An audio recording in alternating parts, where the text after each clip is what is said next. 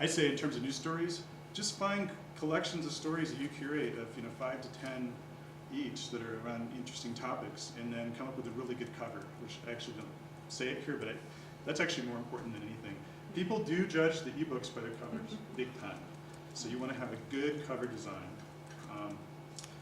Don't do what some people do, which is take like we'll have 100 stories and we'll just like throw them all up there. Editing matters with books. I think that's one of the key values that you're giving to people, is that somebody went through and chose this content, maybe put it forward in there, and it's a nice package. And finally, market your ebook on your website and social media every way that you would any other product, and don't just assume that someone else will do it for you, or you'll be disappointed. Dan, how does the cover design work? I mean, like for instance with BookBrewer, do you guys do that? Do you offer templates? We're starting to do that now because so many people, A, are asking us, and B, there are some really bad covers out there. Mm-hmm. What's funny is they all know it, but they're writers, not designers. So we're now, one of my co-founders is actually just designing covers for like $100 just to see what the demand is. We're probably going to be building a marketplace of more professional designers who can do that for you in the future. It's an example of kind of how the business is evolving. People have these needs, and by the way, I should have a whole slide about this. If you submit your book to Apple iBooks, you better have a good cover. They look at it. If they don't like it, they reject it, and they don't tell you. Right. Okay, that's one, and then the other is. It has to have a table of contents, which is like really hard to explain to people, but if you see it, you'll get it, which is, well actually, you saw on what I passed around, there's a table of contents that's dynamic, okay? It has to be set up that way in the EPUB file, which a service like BookBrewer does for you.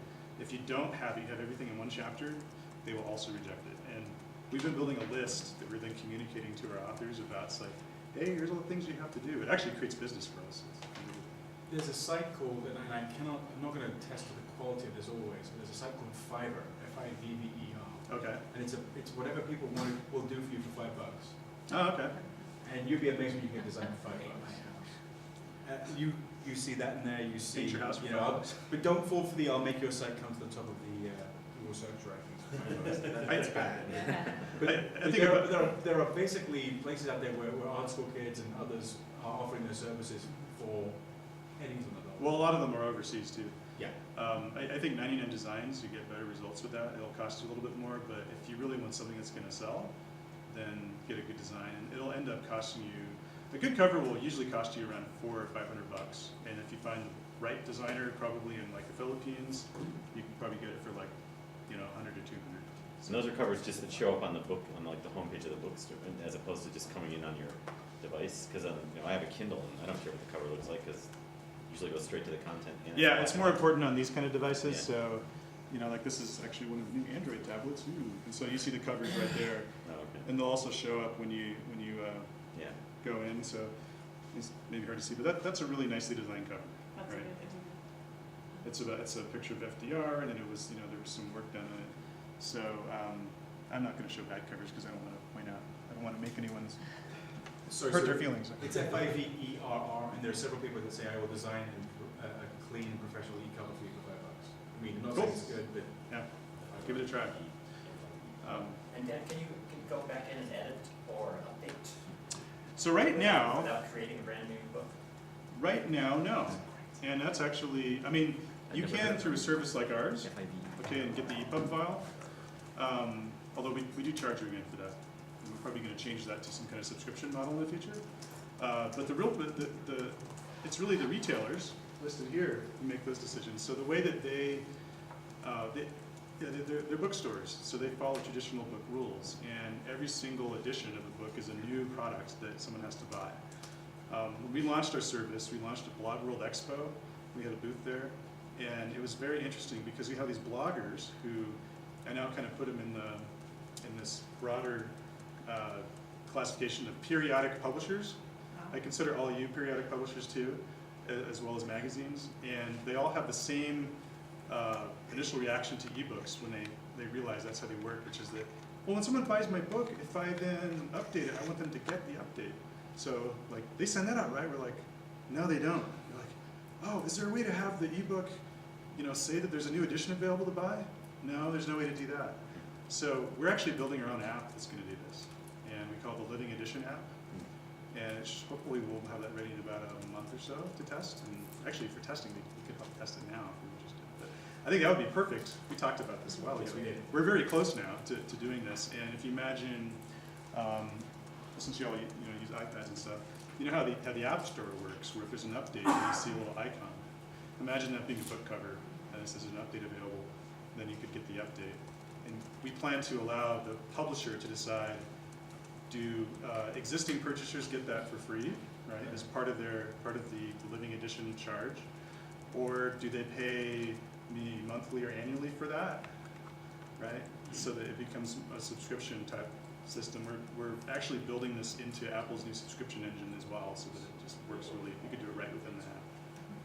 But there's a lot of opportunities, I think, to really expand what's possible with ebooks. We're just a year into it. Just because you've got them out there, I'm curious which one you like best. Like choosing among your children. In terms of the apps, you mean, or? Yeah, for various reasons. What do you Well, like and why? I started reading ebooks in the Kindle, and I thought at the time that was the best, and the iPad came out, and I really prefer iBooks and the iPad as my own personal favorite, and I can't even say why. It's just like why I like Macs. There's this Genesis. Look around the table. Yeah. Now, what you'll find now is, a lot of, and this is not ageist, but our eyes change as we get older. Yes. Every kids, and I'm about to turn 40, so I'm going to run into this. And you get what's called presbyopia, and it gets harder to focus. So a lot of people, as they run into those kind of problems, they prefer the e-ink devices, right? What I love about it is that, yeah, it is pretty easy to read if you're just reading. But hey, at least on this one, is you can't do this. And I've been spying on people, actually over the holidays. I'd go to the Barnes & Noble store and watch people, and you'd have these old ladies, like white hair, going up there who wanted the e-readers, and they're going like this. I thought that was so interesting. It's like the guy in Being There didn't like what's going on around him, and he's trying to change the channel. It was like they saw the iPad commercial, and they expected it to work that way, and it's like they think of this as like, oh, this is my iPad. I don't like the flash in between pages. Yeah, I think that's going to be going away over time. So there's a lot of changes. If you want a device like this that lets you do that, the Sony Reader is the only one that does it, and it's pretty nice. And it is designed to fit in a woman's purse, so that like most of the people who are buying it are women, which is interesting. Anyways, there are a lot of different retailers to go with. Here's just some quick stats that I actually pulled up just the other day that I thought were fascinating from a company called Change Wave Research. They did some surveys of, I think, around 3,000 people. And what they showed first is that, yeah, the iPad, which is this blue line, is definitely cutting into Kindle's market share. And at this point, I mean, if that continued to hold true today, I believe it'd be roughly even, if not iPad surpassing. Yeah. Here, in terms of satisfaction rating, 75% of people with iPads very satisfied, compared to 54% with the Kindle, and then you have somewhat satisfied in Kindle. I have a feeling that has to do with this, just a guess. And maybe people want video and things like that too. Other devices, if you look down here, the Nook, Sony Reader, which I think is an excellent device, but there's no internet connection on it, which is kind of a bummer.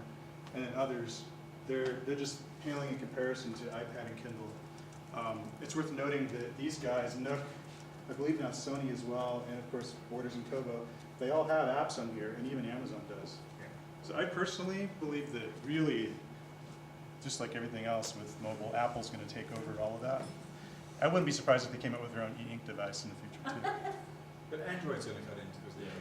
That's another slide too, but yes, Android is coming in.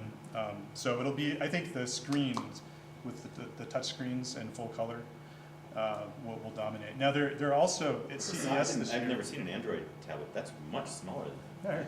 So. Pass it around. It's just like my giant, I have an Android phone, it's like a giant phone. See if you can figure out the interface though, it's kind of weird. Is it?